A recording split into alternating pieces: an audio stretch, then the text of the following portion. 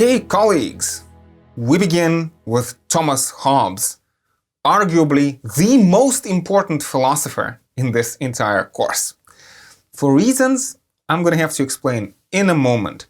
So let me try to situate Hobbes within the general context, and I'm going to be broad. Let me try to situate Hobbes in the general context of the intellectual history of mankind.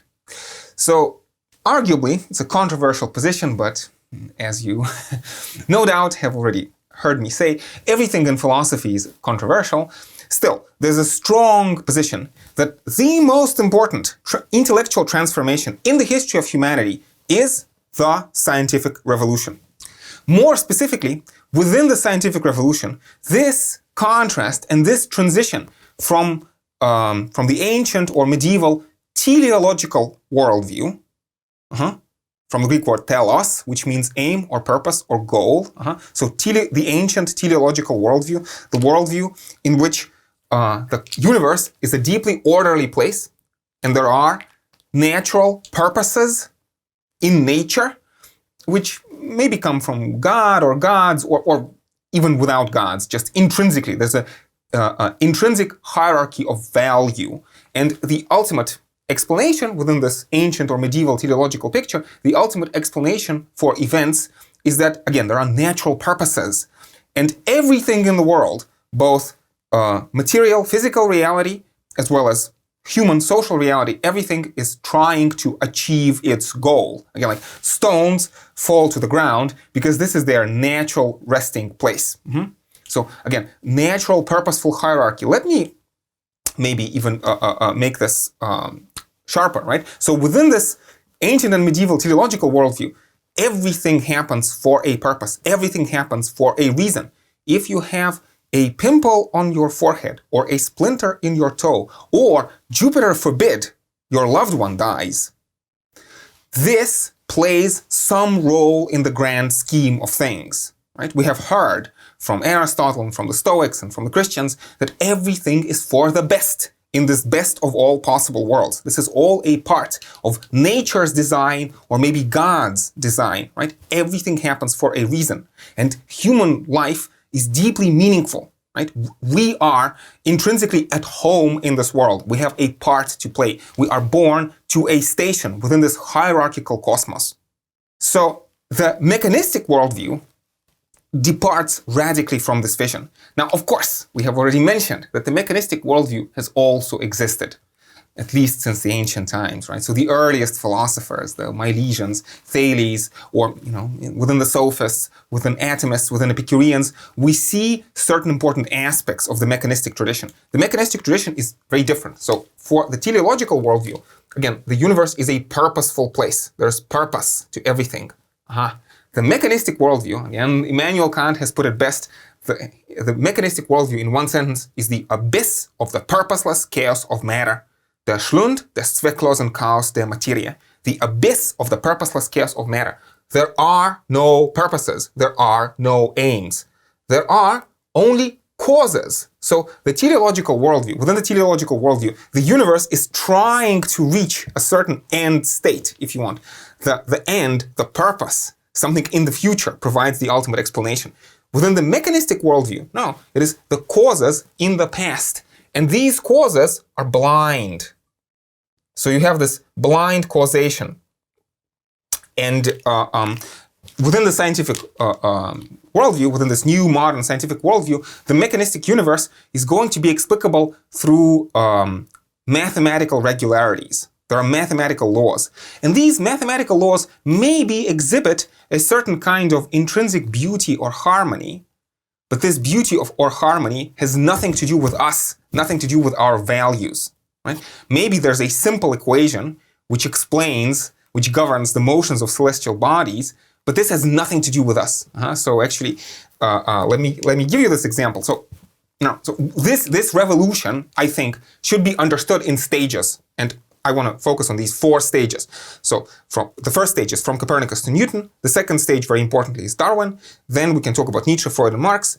And finally, Alan Turing in the 20th century, right? And in these 4 stages, we have this increasing progression where we take what seemed to be purposeful and meaningful and substitute for it something purposeless and meaningless, this blind causation. So within the Copernican and Newtonian system, right?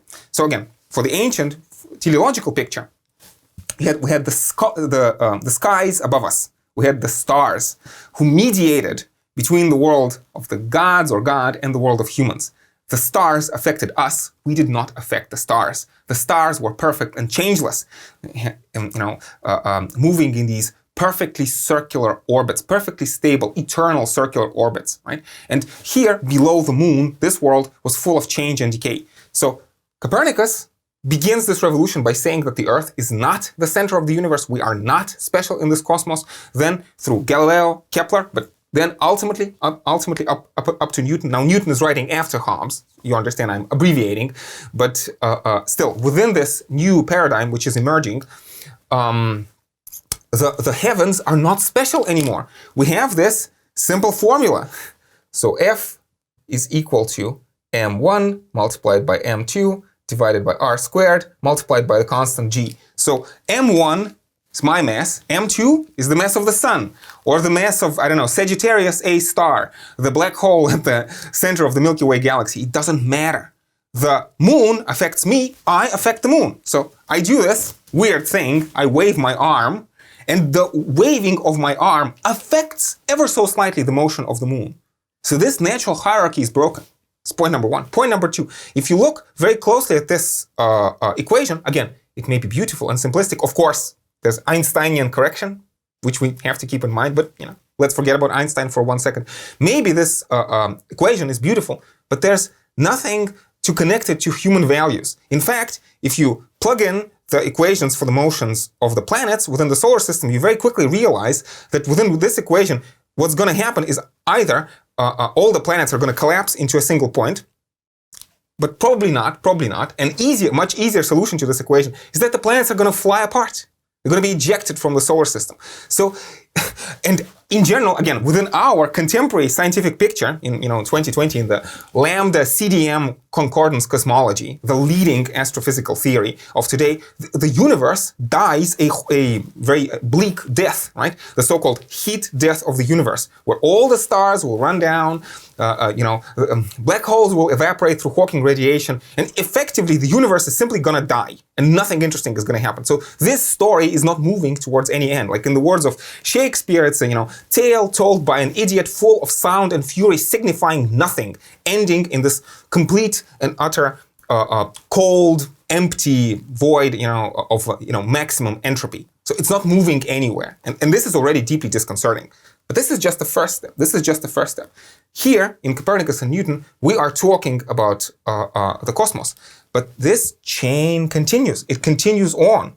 We're not, within the scientific picture, broadly speaking, we're not just talking about planets or chemical elements. We are also talking about life. We're talking about consciousness, society, right, and freedom of the will. So there was hope at one point. Now, Hobbes does not share this hope, but some philosophers did, that maybe life would not be reducible to these kinds of equations. But here comes Darwin. And of course, Darwin is just the beginning of the story because, in the 20th century, we have the discovery of the DNA, of epigenetics, etc., fMRI scans of the brain activity, right? So what Darwin does, Darwin finds a way to explain even life in purely mechanistic, anti-teleological terms. Again, within the workings of natural selection, there are no purposes. Purposes are apparent. They are illusory. But in fact, what underlies the process of natural selection is randomness, random mutations, which are caused simply by copying errors, or let's say from cosmic rays or ultraviolet, light from the sun striking the Earth. It's a purely mechanistic, purely chaotic process.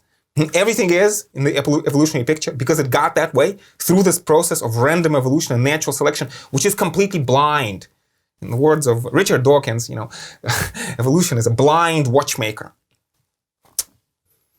But that's not all, right? So here we talk about physics, here we talk about basic biology, but philosophers, these are 3 very important names, Nietzsche, Marx, and Freud. Nietzsche, Marx, and Freud.